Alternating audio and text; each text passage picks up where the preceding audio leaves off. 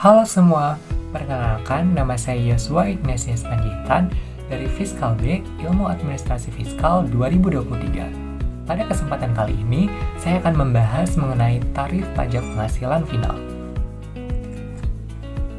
Alasan saya mengapa memilih topik ini dikarenakan saya tahu bahwa masih ada beberapa dari wajib pajak yang belum tahu nih tarif pajak penghasilan final itu berapa aja sih.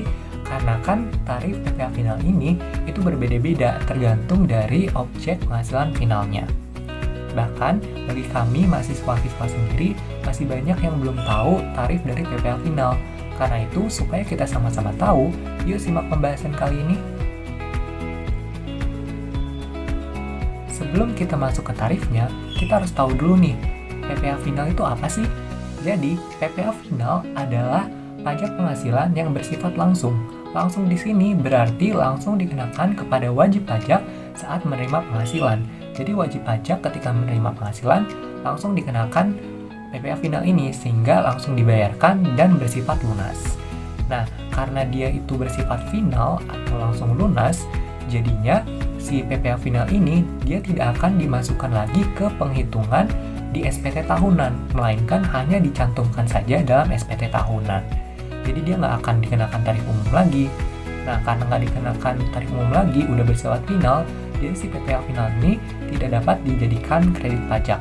Dan untuk rumusnya itu gampang banget teman-teman, hanya dari penghasilan bruto dikalikan tarif finalnya. Nah, untuk dasar hukumnya di sini saya ambil dari pasal 4 ayat 2 UU PPh untuk objek penghasilan final secara umum.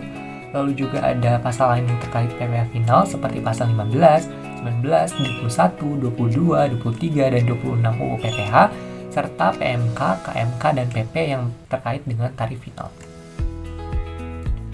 Nah, untuk tarifnya sendiri itu dibagi lagi menjadi dua, tarif umum dan tarif khusus. Yang pertama tarif umum, ada sewa dan tanah atau bangunan sebesar 10%, pengalihan tanah atau bangunan bagi rumah sederhana atau rusun sederhana 1%, dan pengalihan tanah atau bangunan lainnya 2,5%. Lalu ada kontraktor pengusaha kualifikasi usaha kecil 1,75%, lalu ada kontraktor dengan kualifikasi usaha menengah atau besar 2,65%, dan kontraktor yang tidak memiliki kualifikasi sebesar 4%. Lalu ada kontraktor atau perencana atau pengawas yang memiliki kualifikasi usaha itu 3,5%, dan kontraktor perencana atau pengawas yang tidak memiliki kualifikasi usaha itu 6%. Lalu ada pekerja konstruksi terintegrasi yang memiliki sertifikat badan usaha sebesar 2,65%, lalu pekerjaan konstruksi terintegrasi yang tidak memiliki sertifikasi badan usaha sebesar 4%.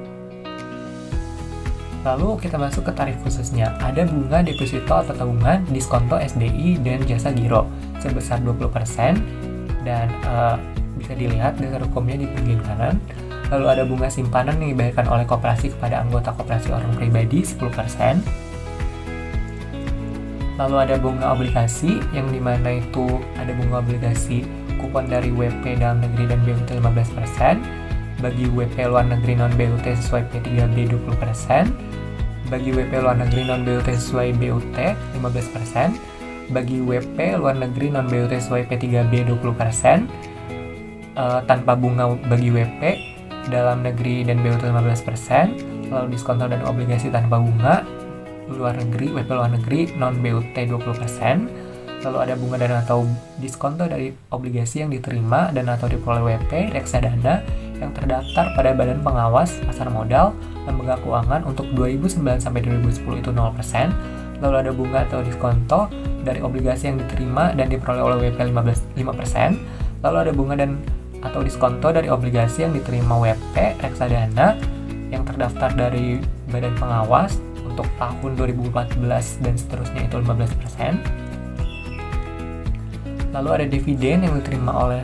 WP dalam negeri itu 10%, lalu hadiah undian 25%, lalu transaksi derivatif 2,5%, lalu penjualan saham sendiri 0,5%, dan transaksi penjualan bukan saham sendiri 0,1%.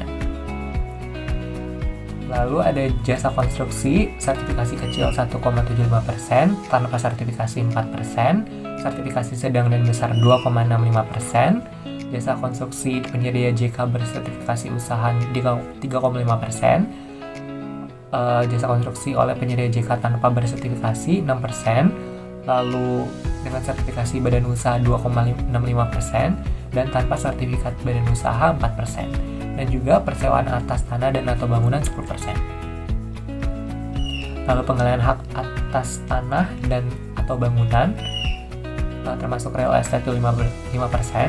Lalu untuk penggalian rumah sederhana dan rumah susun 1%. Lalu transaksi penjualan saham atau penggalian penyertaan modal 0,1%. Lalu ada juga pajak atas penghasilan UMKM yaitu 1%. Lalu penghasilan perusahaan penerbangan dalam negeri 1%, penghasilan perusahaan pelayaran dalam negeri 1,2%, penghasilan perusahaan penerbangan maupun pelayaran luar negeri 2,64%, lalu penghasilan WPLN yang kantor perwakilan dagangnya berada di Indonesia 0,44%, dan selisih peninjauan kembali aktivitas tetap 10%. Nah, itu aja ada banyak banget ya teman-teman tentang tarif PPh final ini. Nah, sebagai wajib pajak yang baik, kita tentunya harus melaksanakan kewajiban dan hak perpajakan kita demi memajukan Indonesia. Karena masa depan Indonesia itu ada di tangan kita, dan kita harus memulai dari kesadaran membayar dan melaporkan pajak. Jadi, jadilah wajib pajak yang baik dan taat akan peraturan. Ini referensi yang saya ambil. Terima kasih, saya harap video ini dapat bermanfaat bagi kita semua dan dapat menambah pengetahuan dari kita semua. Sehingga kita udah tahu kan tarif dari PPh final. Terima kasih. Wassalamualaikum warahmatullahi wabarakatuh. Dadah.